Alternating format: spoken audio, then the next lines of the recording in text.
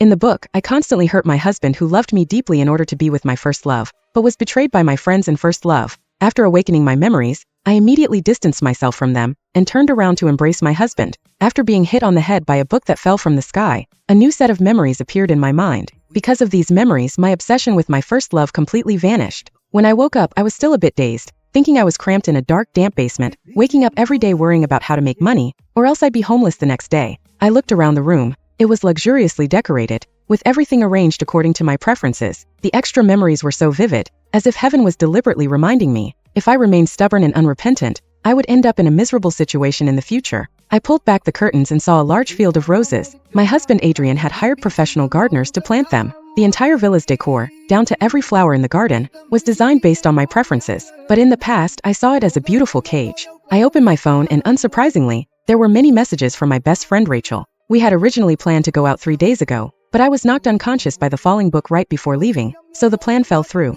Hazel, did Adrian lock you up at home again? He's such a psycho. I'll definitely help you escape. Jack is still waiting for you. I couldn't help but laugh. She called Adrian a psycho, but she used all sorts of tricks to seduce him after I left. And Jack, my first love who was supposedly waiting for me, had already dated countless women abroad. In the new memories, I used suicide to force Adrian to divorce me. He was left scarred and broken, but still willing to give me most of his assets. Unfortunately, that money was quickly swindled away by Jack. It was only then that I realized everything had been fake. I hadn't responded to Rachel for 3 days, and she was clearly getting anxious. She kept sending messages trying to drive a wedge between Adrian and me, while painting Jack as deeply in love with me. Adrian is coming back from abroad in 2 days. You'll really have no chance after that. Adrian's whereabouts were always kept secret, yet she even knew when he was returning. It seems Rachel had quite a few spies around Adrian. I pondered for a moment, then opened my chat with Adrian. All the messages were from him, ranging from daily greetings to itinerary updates, but I had never replied. The last message was from last night. Adrian said his flight had been rescheduled and he would be back today.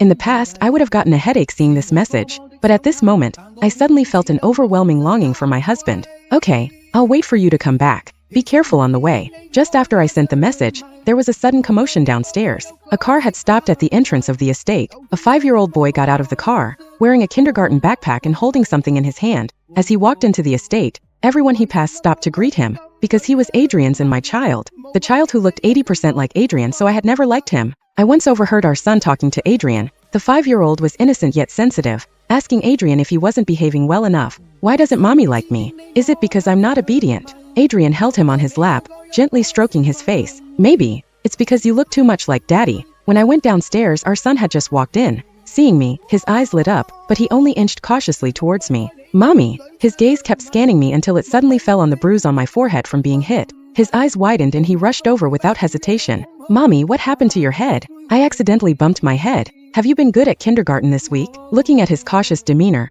I couldn't help but reach out to wipe the sweat from his forehead. Our son was visibly startled, but still nuzzled my hand obediently. I've been good. I even got a gold star from the teacher. The housekeeper watched us nervously and carefully approached. Young master, why don't we go play with your toys instead of bothering mommy? Our son looked at me reluctantly, clearly not wanting to leave, but still let go of my hand. We rarely had intimate moments. In the past, I had mixed feelings of love and hate towards this child, but now I just wanted to make it up to him. Am I not allowed to talk to my own son? I raised an eyebrow at the housekeeper, who flinched and immediately backed away. It seems my past crazy behavior in the villa had left quite an impression, making everyone in the house wary of me. Only my son looked at me in confusion, his chubby little hands fidgeting with his clothes. After a while, I finally heard his tentative voice. Mommy, do you want to see my gold star? I finally noticed the gold star he was holding and nodded immediately. Seeing his face light up with a smile, he happily placed the star in my palm. It's beautiful. My baby is so clever. Everyone looked at me in shock. My son was so excited he couldn't speak. For the whole day my son played nearby,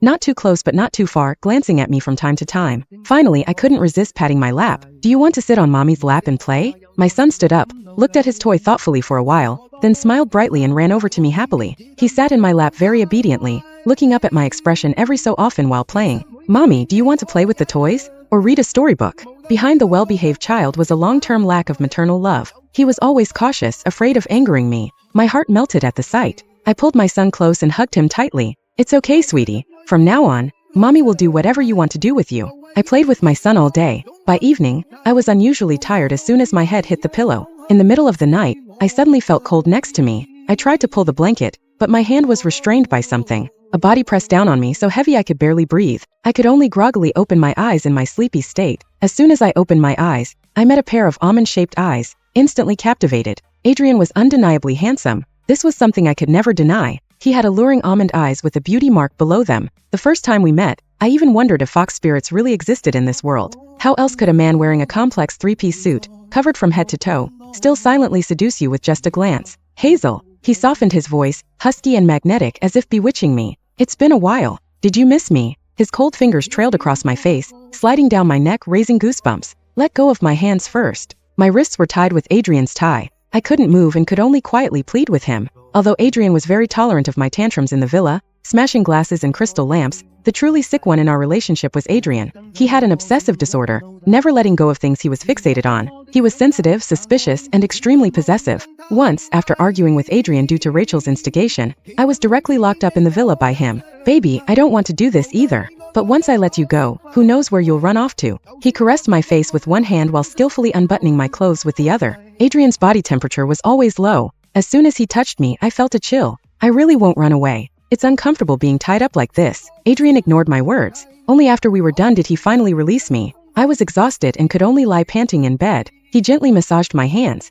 I managed to open my eyes and saw Adrian kneeling by the bed, intently focused on my hands, his movements becoming increasingly gentle. What do you want to say to me? Adrian met my gaze, his eyes filled with complex emotions. You suddenly messaged me. What did you want to discuss? Letting you leave? I've said before that I won't agree. For once I argued with Adrian. Using my last bit of strength, I sat up and threw myself into his arms. Adrian was clearly stunned, his body stiffening. He just tightly wrapped his arms around me. I was too tired to talk to Adrian and fell fast asleep. When I woke up the next morning, I heard soft voices outside the door. Is Mommy still not awake? She said she'd have breakfast with me today. Mommy is very tired and needs to rest. My son fell silent. Through the door crack, I saw him sit down on the floor. Then I'll wait here for Mommy. This way she'll see me when she wakes up. Genetics truly are a mysterious thing. Not only did my son look similar to Adrian, sometimes his stubbornness was exactly the same. I softly called out baby, and hearing my voice, my son immediately got up and rushed towards the room. Good morning, Mommy. Yesterday's interactions had broken down the barriers between us.